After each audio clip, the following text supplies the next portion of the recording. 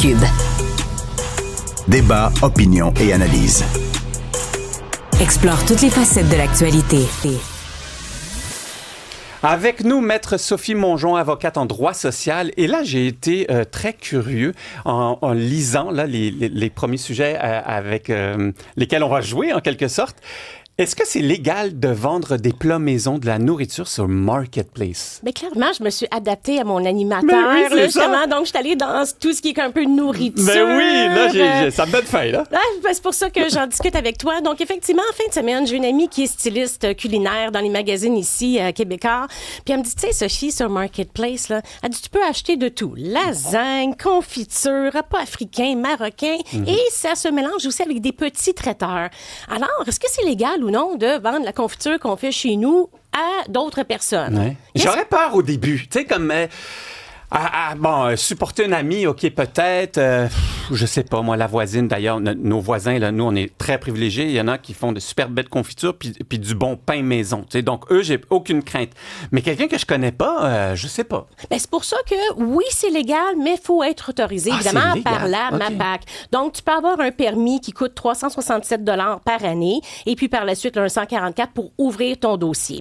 Ensuite, il y a une limite d'aliments que tu peux préparer qui est de 100 kilos par mois. Donc, si tu dépasses le 100 kilos, il faut que tu aies un local vraiment dédié à ça. Parce qu'il y a des règles super strictes là, pour l'agroalimentaire. Ben oui, il faut que tu prennes un cours également sur l'hygiène et la salubrité. C'est essentiel.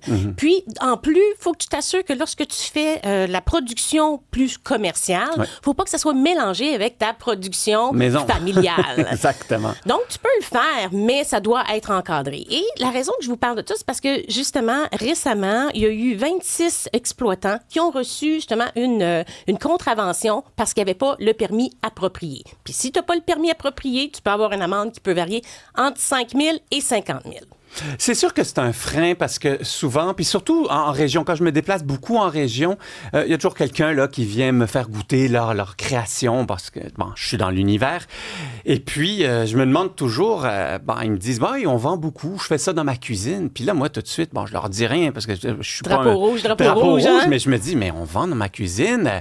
Je sais pas s'il y a un allergène, si vous vendez quelque chose, et puis avec du gluten, si quelqu'un a la maladie cœliaque, ou si la personne s'étouffe avec vos spaghettis, je sais pas quoi, on est responsable de ça, non? Bien, la personne, évidemment, qui vend l'aliment devient responsable en responsabilité civile. Donc, est-ce qu'elle a de l'assurance en conséquence? On ne le sait pas non plus. Okay. Donc, si effectivement, tu t'étouffes sur un morceau d'os là, qui était dans le pâté chinois ou peu importe qui a été fait, puis à ce moment-là, ça te cause un préjudice, tu pourrais poursuivre personnellement la personne. Puis si elle n'avait pas d'assurance, elle n'était pas legit, à ce moment-là, vous n'aurez pas grand-chose au bout de tout ça. Il peut y avoir des amendes aussi. Oui, des amendes, comme je vous dis, de 5 000 à 50 000. Mais en plus, ça démontre quand même qu'il y a une économie parallèle. 100%. Donc, c'est difficile pour la restauration, c'est difficile pour d'autres entreprises comme Fresh, HelloFresh, toutes ces affaires-là. Ils ont des compétiteurs qui n'ont pas toutes... Qui ne respectent pas les mêmes règles. Non, pas du tout. Puis ils n'ont pas toutes les dépenses associées. Puis ces gens-là, on va se le dire, les vraies affaires, chargent sûrement pas TPS, TVQ, la majorité,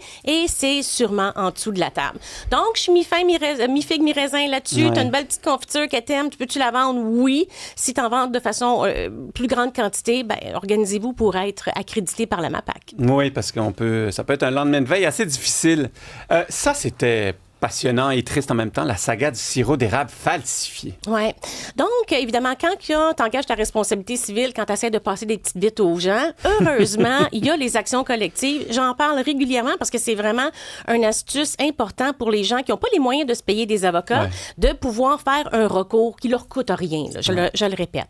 Donc, on sait qu'en avril, Steve Bourdeau, il y a eu une action collective qui a été présentée contre lui pour avoir justement coupé son sirop de 50 % de sirop de canne. Et vous comprenez que l'action collective contre lui est un petit peu pas trop solide. Je parle pas au niveau des faits, je parle au niveau monétaire. Si ce gars-là décide de faire faillite puis fermer, on va aller saisir quoi? Du faux sirop d'érable? C'est ça. Donc, les procureurs, ce qu'ils ont fait, c'est qu'ils viennent de rentrer là, en nous, les commerçants. Donc, on vient d'ajouter Metro, Sobeys, Loblaws. Dans l'action collective? Dans l'action collective. Fait que là, mais eux, ils ne savaient pas plus, là?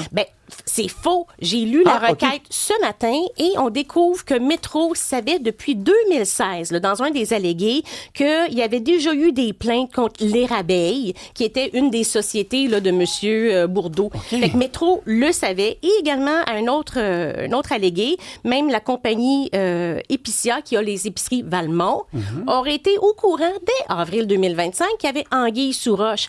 Donc, les procureurs, en rajoutant les grosses entreprises, viennent de se garantir que si l'action collective va de l'avant, au moins il y a quelqu'un qui a de l'argent. Et tu crois que ça peut aboutir à quelque chose? Parce qu'on sait que les actions collectives, des fois, ça prend une éternité, puis après, on n'entend plus parler. Ben oui, ça prend une éternité. Ben, je vais vous dire, on n'a rien d'autre à faire que d'attendre notre tour puis faire la procédure, puis on verra. Mais c'était une astuce vraiment bien des procureurs de rentrer des gens qui sont pas mal plus solvables probablement que le monsieur Steve Bourdeau personnellement. Ouais. Et si on veut continuer à pouvoir conduire, il faut payer sa pension alimentaire. Oui, ça fait longtemps que je bougonne là-dessus, parce qu'en principe, justement, quand il y a un jugement qui est rendu, comme quoi tu dois payer une pension alimentaire, il y a un programme de perception des pensions alimentaires qui est administré par Revenu Québec. Fait que là, Revenu Québec prend ça, va aller saisir ton argent directement à ton salaire pour être sûr d'avoir l'argent pour payer les personnes concernées. Dans toutes les autres provinces du Québec, du Canada, la majorité, ils ont toute une possibilité de pouvoir suspendre les permis de conduire. Puis nous autres, là, on dort au gaz et on vient juste, depuis le 1er janvier 2026, autoriser tout ça. La raison que je vous en parle aujourd'hui, c'est parce que, bon, c'est rentré en vigueur le 1er janvier 2026, mais on a-tu fait quelque chose avec ça? Non, ouais. Et il y a un article de RPM qui nous confirme qu'actuellement, il y a eu 10 personnes qui se sont faites saisir leur permis pour, justement, des amendes non payées, donc un total de 2 millions. Mais nous autres, on est fins ici au Québec, là. Avant de faire cette démarche-là, il faut que tu sois en retard de 6 mois de paiement. Wow, OK, quand même, c'est long. Là. Tandis qu'en Colombie-Britannique, en Alberta, là, dès que tu es en retard de 3 mois ou de 3 000 $, ils entament le processus. Mais j'essaie de trouver la logique. Là. Tu sais, bon, j'ai pas de pension alimentaire à payer et je ne suis pas un avocat, mais pourquoi enlever le permis de conduire de la personne s'il ne paye pas sa pension alimentaire? Genre, c'est quoi la logique de punition? Là? Ben, c'est parce que les gens vont dire, si tu n'as plus de permis de conduire, tu ne peux plus travailler, tu ne peux plus payer ta pension. Okay. C'est un peu ça. Okay. On peut dire ça, mais d'un autre côté, c'est vraiment des récalcitrants qui doivent environ une centaine de mille de dollars chacun. Puis il y en a un qui ça fait 13 ans qu'il le doit, fait qu'il n'y avait comme pas d'autre option. Okay. C'est une façon vraiment, je pense que une des choses que les gens tiennent le plus au monde, c'est son permis de conduire. Oui, non, c'est important.